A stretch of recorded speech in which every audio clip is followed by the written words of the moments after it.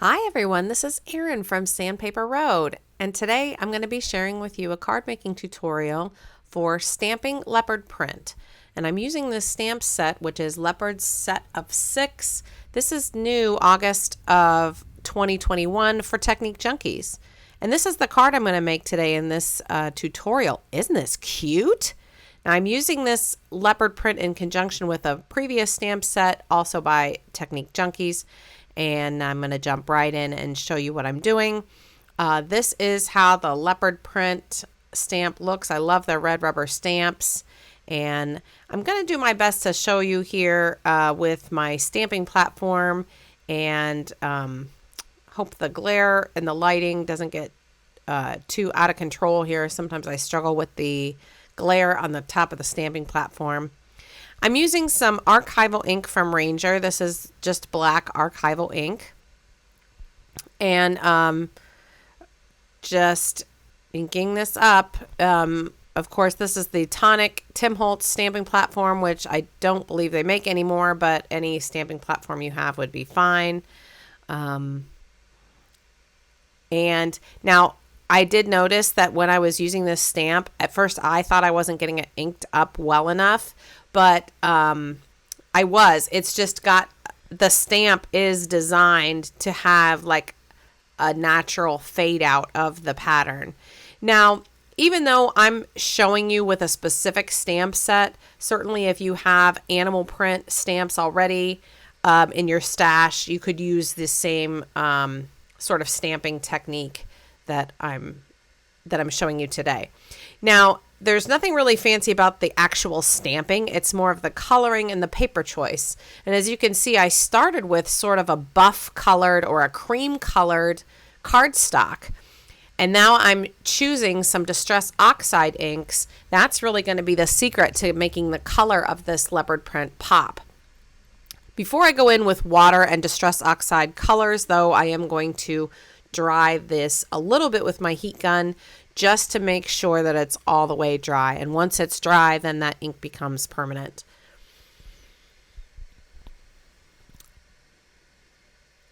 So I have a blending tool here, and I'm going to start with my lightest color, which, as you can see, is very similar to the color of my cardstock.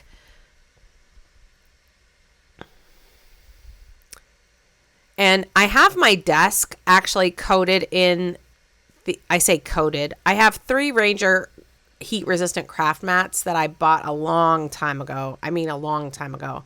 And I just have them taped together on my desk. Okay, so you can see that antique linen on top of that cream colored cardstock just gives it that little bit of, I don't even know the word, but almost like a gradient effect. And now I'm going in with, it looks like it's walnut stain, I believe.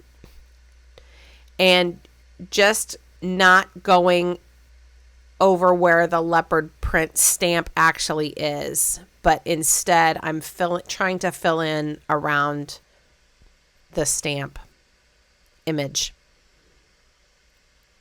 You may be wondering why I even bothered with the antique linen in the first place. In hindsight, I realized that you really can't see it that much, but it does make for a nice blend.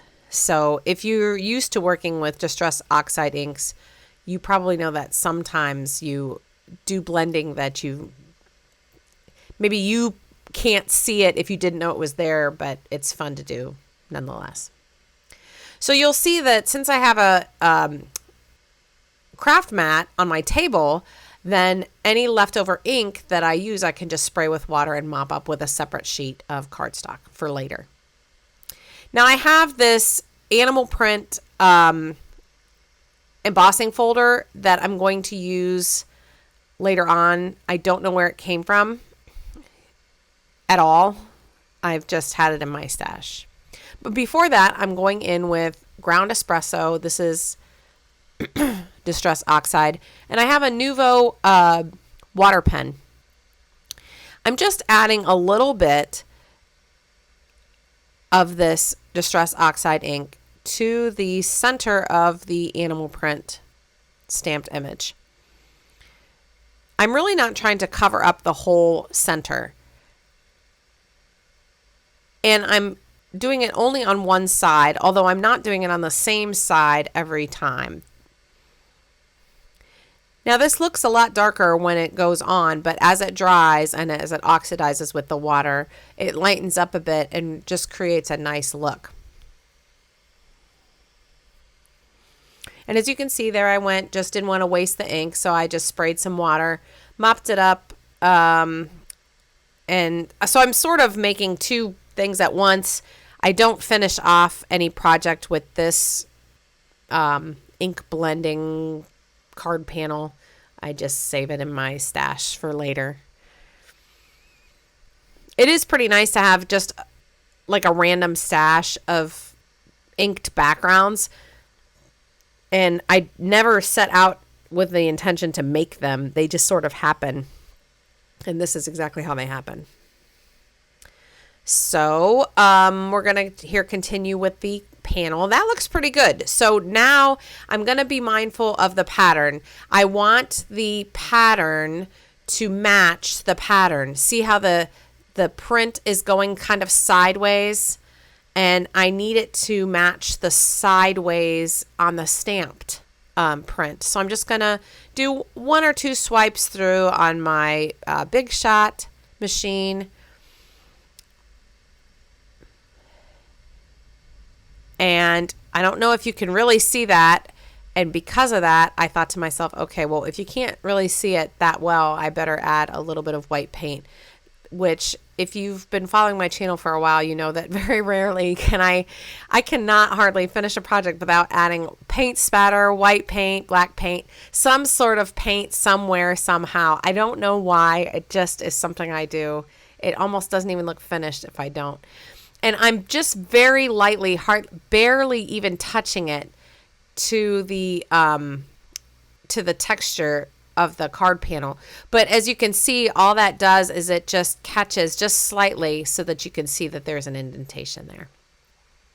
Now I really wanted that lady on my greeting card. So, but I don't know. I wanted her to have a leopard dress or a leopard something. So, and so sorry, this is a little bit off camera here. Let's see if I can adjust this a little bit here as we go. I'm going to use this Archival ink again. And can you see that little purple piece there underneath my where I'm stamping? Well, that is a piece of vinyl. And I have created off camera, I stamped on that piece of vinyl. It's just regular old vinyl. Like how you would use with your Cricut or something like that. And so I stamped on that and cut out her skirt and her hat. And then I'm going to use that vinyl as a mask. I actually made a video about using vinyl as a mask. And I will link up to that in the upper right corner. Now you can see I just stamped like super lightly there on my piece of cardstock, just enough where I could see where the image was going to stamp coming up. And now I can put the mask over top.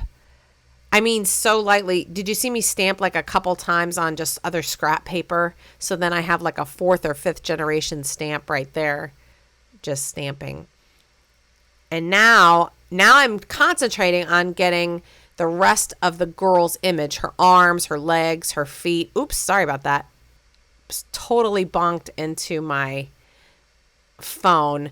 My phone is on like it's like one of those selfie stick kind of things, but it's got a clip on one end. So I have it above my desk, ironically, so that I don't bump it. Yet I bump it every once in a while. So sorry about that. And I'm pulling off the mask now, and it kind of looks a little bit of a mess when you first look at it. I mean, there's ink everywhere. It's kind of messy. It doesn't look like anything really. But remember, I'm only focusing on that girl. And I know in my mind that I'm going to cut her out. So now I can put the outline of the mask back on.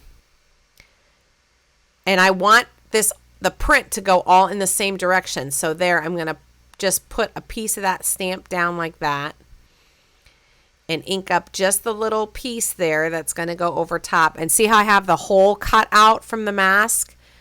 I'm using a coffee archival ink this time. And that looks pretty good. Although I secretly wish I would have moved it over just a bit to get more of that leopard print on her skirt. But oh well, it looks pretty good. So now when I pull off the mask, which I'm trying to do without smearing stuff everywhere, and then I thought, now, wait a second. I thought, let's think this through, because once I pull that mask off, then I'm not going to be able to add any color to her. So I put the mask back down, stuck it to my sheet, and now I'm going through and adding just different color Distress Oxide inks with that same sort of technique that I did before. You know, just kind of coloring in a little bit of the print shapes, creating that that cream color background sort of after the fact, but with the antique linen, and just sort of filling in spots with this water brush.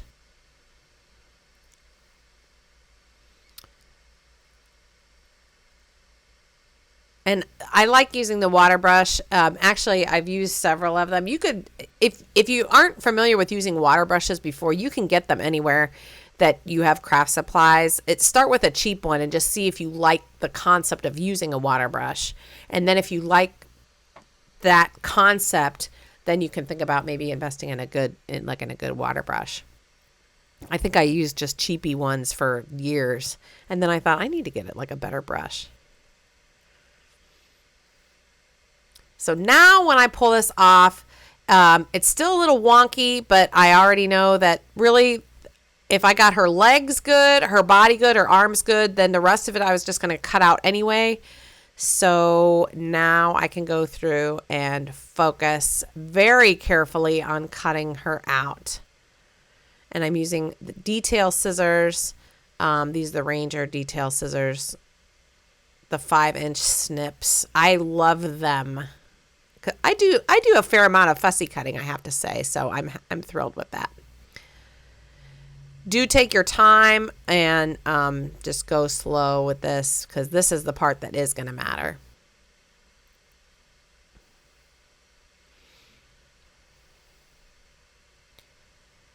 I'm really happy with the way this is turning out, I have to say. It really isn't too difficult to do. You just have to have a little bit of patience.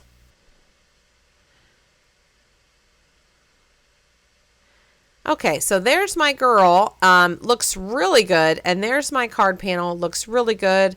Now, I really wanted to have leopard is my favorite color, so I'm going to stamp that on some vellum. Incidentally, earlier in this month, I put out another video about stamping on vellum, and I will link that also up at the top in the right corner, and you can click on that. Maybe put it in your watch later playlist or something like that. Lots of different examples and tailored for the beginner card maker. Although if you're a veteran stamper, scrapbook, or card maker, it's always nice to have a refresher. So now I am using some black embossing powder for my sentiment. This is by Brutus Monroe. It's the Raven Fine embossing powder. It's a really nice embossing powder. And that looks so good like that. I love it. That's exactly how I pictured it in my mind. Now, the dilemma with doing vellum, however, is always how are you going to attach the vellum? And there's lots of different ways to do it. And for this in particular, I thought to myself, I really think that Brad's is going to be the way to go for this card. So I decided that I was going to just, you could see my indecision here. I was trying to figure out where to put the girl. I wanted her to go right there in the curve of the animal print, that leopard print. Is it actually a leopard print or is it a cheetah print? Because here I've been saying leopard print. I'm calling this video leopard print. And I wonder if somebody would correct me and say, in actuality, it's a cheetah. I don't really know my, I suppose, my animal prints too well, I suppose. So I decided to go ahead with some brads. And sorry for the little lag here. I was digging in my stash of brads. There were some that I really wanted, and I don't know why I didn't cut this out of the video. I guess I just thought, oh, well, I'll just leave it. Oh, I know why. Because while I was searching for the cool metal brads, I found these glittery lips, which I did not end up using actually in the final project. But I was so, in my mind, I was completely determined to use these lips. And I just thought it would be so like, I guess I thought it would go along with like the fashionista type theme. Now, did you see what I did is instead of cutting the vellum first, I just marked with a pencil where I thought the brads would go, and now I'm just piercing through the vellum. I don't really care about cutting it down to size right now. I'll do that at the end. Plus, you know, anytime you emboss, heat emboss, you know, you have a chance of getting your paper just a tad warpy, and I didn't want to cut it and then have it be kind of warpy. And then, you know how sometimes it just, after the fact, after you cut it, you're like, I should have waited to cut it. So I suppose I've just sort of learned that if you can wait as long as you can to cut off something like that, you might as well. So these were the exact brads I wanted in the first place. Don't know why it took me so long to find them, but you know as well as I do that sometimes finding stuff in your stash exactly at the moment you want to find it, it can be a bit of a challenge. So, but these are from, and now yet again, why I am doing this off camera. I don't understand why I just left this in the video. I suppose I have total control over that, but sometimes it kind of feels like we're crafting together, doesn't it? There are a few crafters that I watch. I just put on their videos while I'm making something. And I really, really enjoy doing that because sometimes I miss the group crops and the group, you know, card making sessions and stuff. So my apologies for going off the camera, but I appreciate you staying with me and hanging out. I hope that you're making something while this video is playing with you. So let me know in the comments what you like to make when you're watching videos. Again, my total apologies for going off the camera. I think what I did was I was trying to zoom in a portion of this clip, and it ended up zooming in more than I liked. But now you can see that once I've got the brads attached, I could just take my big scissors and go in and cut that off, and it ends up perfect. Also, I'm doing everything to my card panel before I put it on my card base, because now I can get behind the panel, I can put brads behind it, you know. I'm using these Zots. They're by Therm-O-Web just to put the girl on there. I like the Zots. They come in a bunch of different sizes and in a nice big roll. It's easy to store. I like that. I didn't want to use liquid glue because I didn't want to add anything else to the vellum that was going to give it the opportunity to warp. The vellum I'm using is from Stampin' Up. It was gifted to me, so I'm afraid I don't have any links to that, but you could certainly go to Stampin' Up and see if they still have something like that. I will put a link to some vellum, though, over on the blog. You can visit the Sandpaper Road blog, and I'll show you close-up photos, and there'll be links, like a whole supply list of everything I used to make this card. There I'm putting the card panel on the card base, and I'll end up showing you a few looks at the finished product here at the end of the video. Just adding a little Distress ink, Oxide ink on the outside edges here just to make the card panel pop. Yeah, and I really appreciate you watching this video. It's been really fun. Here's a look at the finished card with the brads. It looks super, super good. And the leopard skirt just looks fantastic. And you can see how it looks to color in. It looks a lot different once it's all dry and good, you know. So yeah, thanks so much for watching. If you've benefited from this tutorial and wanted to say thanks, you can consider buying Sandpaper Road a coffee. It's a really nice way just to say thank you and for the free tutorials. And there'll be a link up in the upper right-hand corner if you're interested in leaving a tip or buying a coffee. Thanks so much for watching and subscribing, and we will see you in the next video. Bye-bye.